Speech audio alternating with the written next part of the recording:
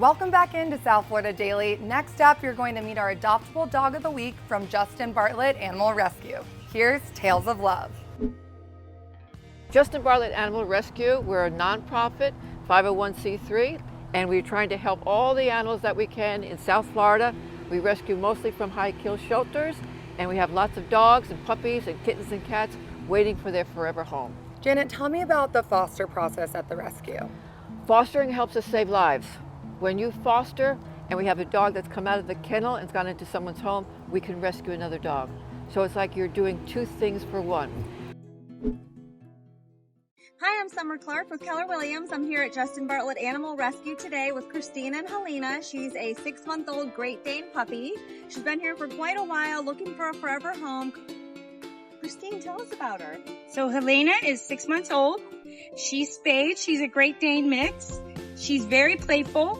She needs a big yard to run around in. She's very affectionate. She just wants to be a lap dog, even though she weighs, say, like 100 pounds. She has 3 siblings. They're all looking for their forever home. And they're all just as sweet as this little girl. If you're looking for one of these Great Dane puppies, go to justinbartlettanimalrescue.org. South Florida Daily is on the move with Palm Tran. We are here at the historic home, artist studio, and beautiful sculpture gardens of the late artist and famous sculptor Ann Weaver Norton. The Ann Norton Sculpture Gardens are a hidden gem in West Palm Beach, Florida, an oasis of art in nature, which represents an artist's legacy to the Palm Beaches. And here, art explorers, we are going to find a remarkable story about one woman's dream and her lifelong romance with sculpture and gardens.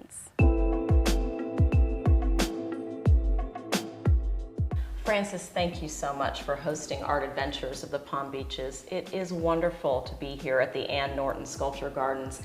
I can actually imagine Ann welcoming people in the 1950s in this beautiful room. Shelley, it's a pleasure to have you and Art Adventures of the Palm Beaches with us today. Thank you. This is a place of a visionary female artist. She would not believe what has happened in the last 70 years around this beautiful property.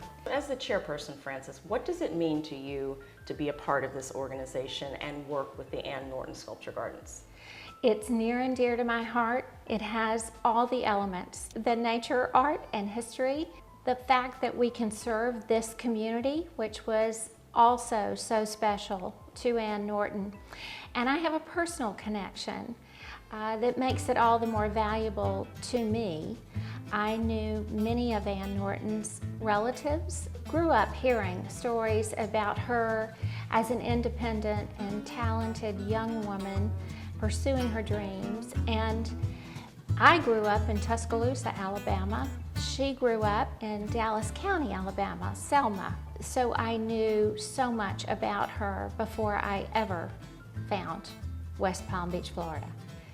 In a nutshell, Ann Norton was a strong, courageous woman. And it's so important to know a little bit about the background of these artists as we find out all the influences and why her work is so diverse. Well, to really understand Ann Norton, we'll need to go back to Selma, Alabama. It was May 2nd, 1905, just after the turn of the century, when Annie Vaughn Weaver arrived in Dallas County, Selma, Alabama. She was born into a triad of Mentor, Weaver, Vaughn, prominent landowning families who were early pre-Civil War settlers. Ann's early inspirations came from childhood experiences growing up among the culture of the farming families on her grandfather's farm, Emerald Place. Shelley, Ann Norton wrote and illustrated her way through the Great Depression, pursuing her passion as an artist by writing and illustrating children's books about those she loved from the Deep South. So I'm reading from Pappy King. Pappy was a famous gardener with a childlike heart who could raise such fine roses, violets, lilies, and oleanders. No one can make them grow so tall and so strong or bloom so beautifully as Pappy King. From author and illustrator to sculptor, how did Anne get from Selma, Alabama to New York City to West Palm Beach, Florida?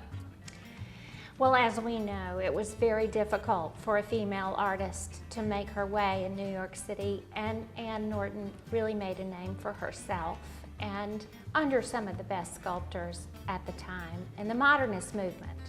She came hat in hand, about 50 cents in her pocket, with a job offer from Ralph Norton at what was then the Norton School of Art, and she embraced it and welcomed the opportunity to learn what she had learned from the greatest sculptors at that time. Perhaps you can imagine this Southern belle pursuing her way in New York City at a time when women did not have the right to vote. Frances, I love the story that you have been sharing. I feel like it really prepares us for the experience that we're about to have in the Sculpture Garden.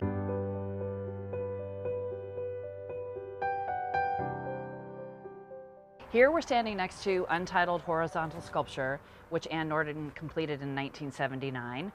It's made of brick. For each monumental sculpture that Anne created out in the gardens, she chose a specific kind of brick and had them all handcrafted. We believe that Anne's passion for bricks came from her upbringing in Selma, Alabama, where a lot of the homes and buildings were crafted from brick. So we continue to see her past influencing her work. Absolutely.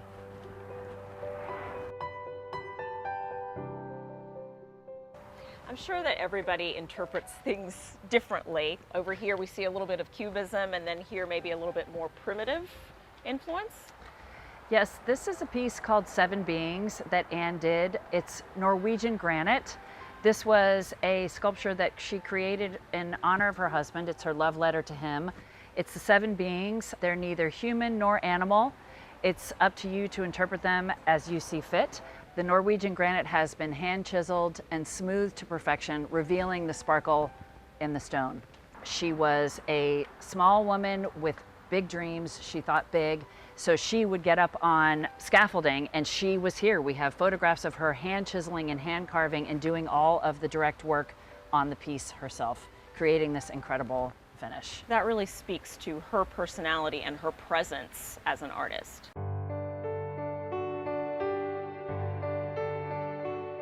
So Margaret, how did all the sculptures get here?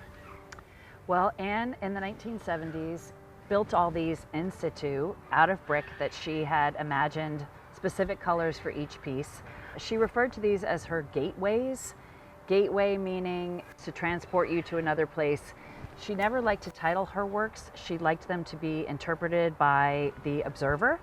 So Anne just really felt like she wanted this to be a place that people were uplifted by, and she wanted people to just happen upon them and have their experience and have it be a joyful one.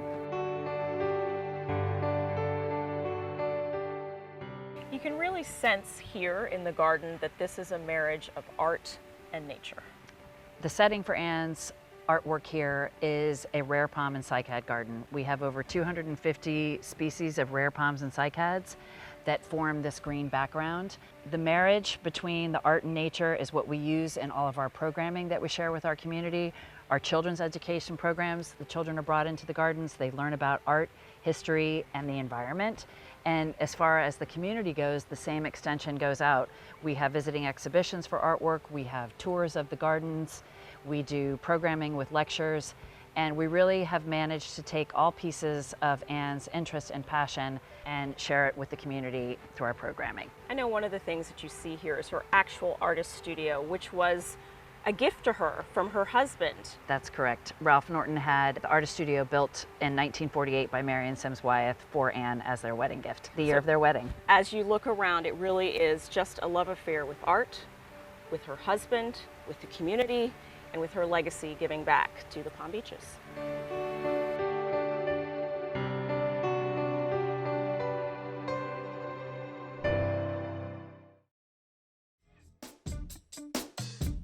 This Memorial Day, elevate your home with unbeatable deals from El Dorado Furniture. From sleek modern designs to timeless classics, find the perfect pieces to make every moment memorable. Don't miss out. Visit El Dorado Furniture in store or online to save big during the Memorial Day sale. Do you like the stories that you see on South Florida Daily? To get more information on these segments, visit southfldaily.com. The South Florida Daily set is sponsored by El Dorado Furniture.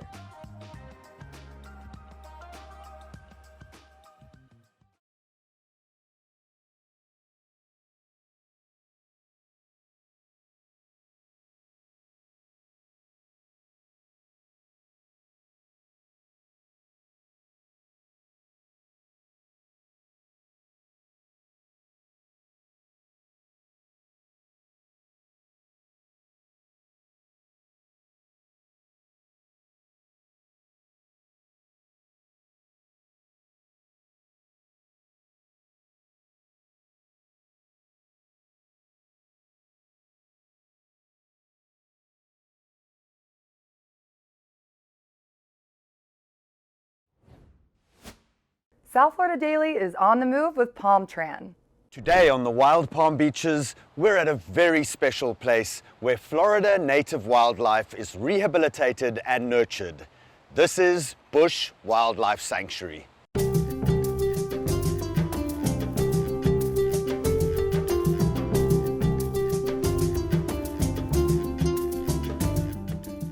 Joining me today is Amy Kite, the Executive Director of Bush Wildlife Sanctuary. Amy, tell us a little bit about the sanctuary here. When did it start and how big is the area? Sure, my pleasure. So we started in 1983 actually, down in Miami. And we were down there, we're a wildlife hospital first and foremost. That's how we started, taking in sick, injured, and orphaned wild animals native to the state of Florida.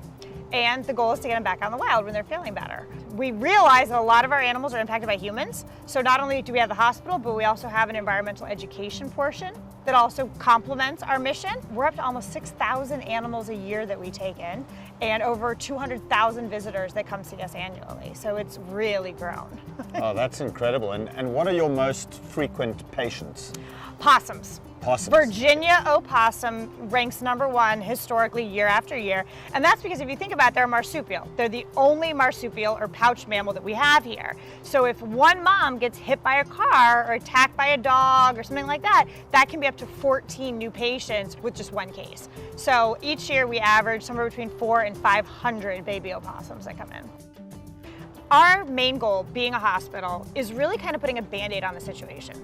We estimate that about 90% of our animals every year are impacted by humans, and that's why they end up here. So like I said, hit by car, attacked by someone's pet, kept illegally as a pet, trapped in fishing line. And so it's so important that not only do we Band-Aid, but that we're also trying to find a cure. And education really has to be that cure.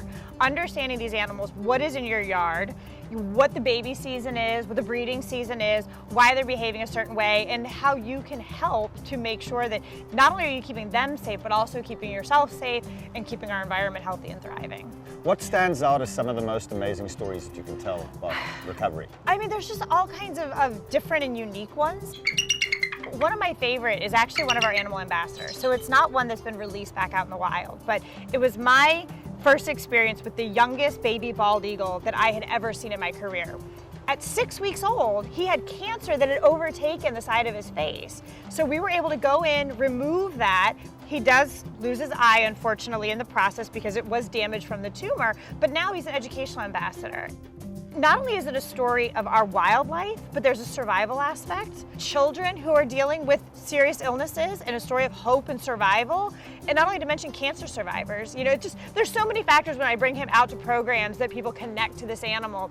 And yeah, he didn't go back in the wild, but the amount of eagles that now are appreciated because of him, I love him. And so if somebody comes across an injured animal or an injured bird and they don't know what to do with it, what is the procedure for somebody? Call us.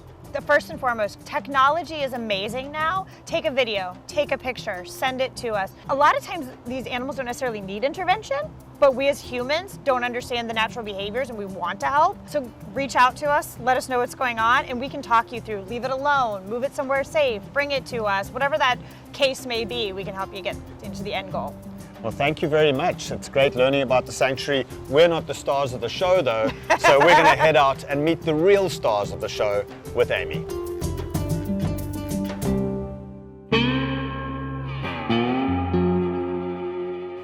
So who have we got here, Amy? This is Risotto. Okay. We actually have 2 baby alligators named Ramen and Risotto. We have a Interesting noodle theme. names. Yeah. It's what happens when you let the little campers name the animals. You get all Right. kinds of fun names. This little guy was actually being kept illegally as a pet. So here in Florida, if an alligator is fed by a human just one time, the state considers them too dangerous to be released because they've lost their fear of us. And so Right. therefore, if somebody does have one, it's been interesting. We get a lot of cases because of social media. People think they're cool and they post their animals and then they get caught because the agencies are always trolling those sites looking. And they come to us and we use them for our education programs. And here in South Florida, we've got 2 species of crocodilians. We've got the American alligator and we've also got the American crocodile. Can you tell us a little bit about the difference between the Sure. So the gators are pretty easy. I love to point out their smile. Yeah. So when alligators close their mouth, you only see their top teeth, so they always look like they're smiling at you.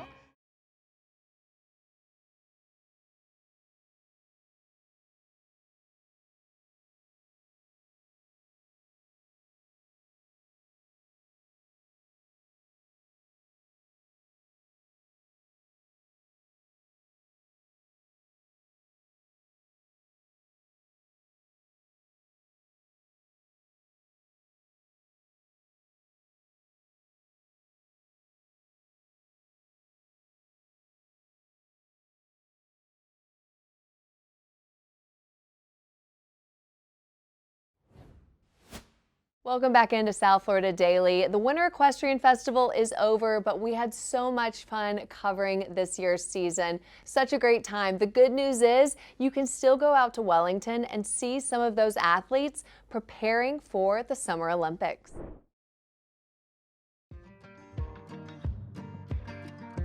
This is the $500,000 Rolex Grand Prix weekend. You are going to come and see the best of the best competition that show jumping in North America has to offer. One thing that many people don't know about us is that we are free and open to the public, so just $20 to park, and you can come and get a hot dog and a snow cone or a funnel cake, or you can have a beer and just enjoy a sport that not many people in North America get to see every day. The Winter Equestrian Festival is actually 13 weeks in total. It runs from the beginning of January until the very beginning of April. We also simultaneously run the Adequan Global Dressage Festival along the same time. However, this last week is the best week. It is the week of our title sponsor, Rolex. We're very proud to be one of only a handful of equestrian venues around the world that's supported by Rolex, which is such a prestigious brand. It's also the biggest amount of prize money that we're going to give away in any one class at $500,000.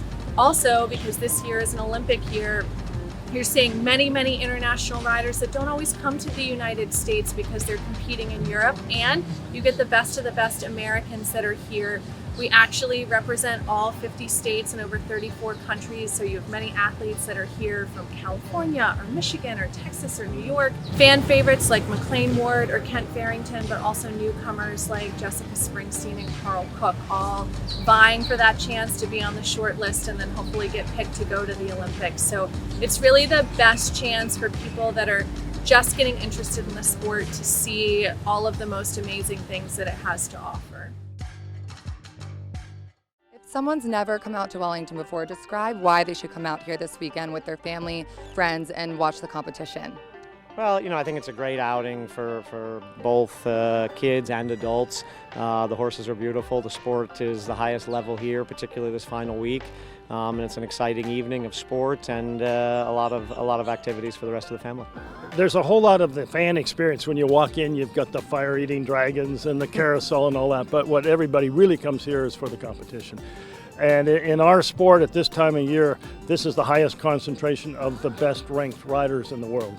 I think the energy is going to surprise anyone who's never been here. It feels like you're going to a concert or a football game. I mean, there's people everywhere, vendors, children. It's a great family atmosphere, and it's an easy sport to understand. So I think even if you've never seen it, you can quickly catch on. But yeah, I think that it's well worth coming to try out. Describe to fans what it's like to come out here and see people compete. Well, it's electric, and the horses feel that too. Some for good, and some, for I won't say for bad, but it has an impact on the performances because of all the distractions. You got the video boards, you have just the electricity in the air. No, it's a big deal. You're a two-time Olympic gold medalist. Tell me about your preparation going into this and about your nerves. Are you not nervous? Describe a little bit the emotions going into this weekend. Yeah, I have to admit I'm always a bit nervous. I'm ambitious and always want to do well. You learn to process that, obviously, as an athlete.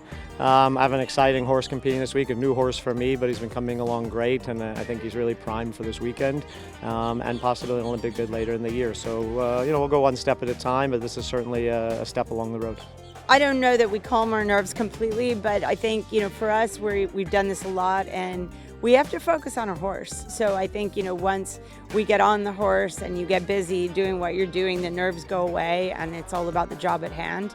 But it's an exciting atmosphere for us, and I think being the home riders, we'd really love to put on a good performance. If there are people that have never come out to Wellington or not familiar with horseback riding, are there particular riders they should look out for? Yeah, look out for the American riders. We're the ones that we got to cheer us on. Describe to me a little bit about the competition this weekend. What can fans expect in terms of the competition and the riders in general for this weekend compared to other competitions you've been in previously? Well, I think the level will be very high. A lot of people come to Florida for the winter season for a variety of reasons to compete. And this year we had a huge team competition a week ago in Ocala, and several of the top European combinations have migrated south here for this final week. So I think the level is going to be as high as it's ever been. I think it's the greatest sport there is. I mean, there are a few things that are very unique about our sport. One is it's the only sport in the world where men and women compete on an absolute equal basis. So there's reason number one. Absolutely. Thank you so much. This is great. Thank you. Thank you. South Florida Daily is on the move with Palm Tran.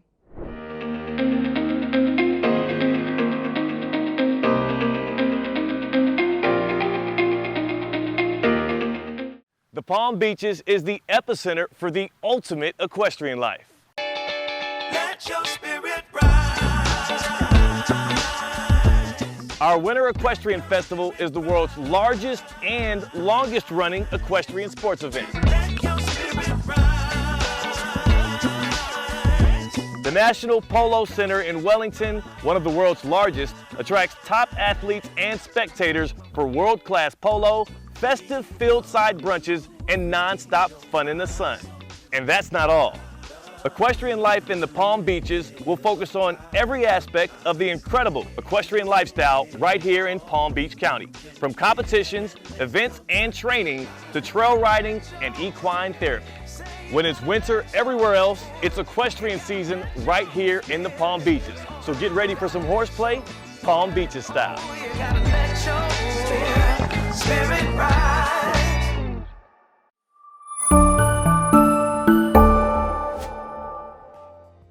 Thanks for watching another episode of South Florida Daily. We love spending our lunch hour with you. If you have an idea for where we should go next, give us a shout out on social. We're on Facebook and Instagram at South FL Daily. In the meantime, we'll see you back here tomorrow at noon on Fox 29.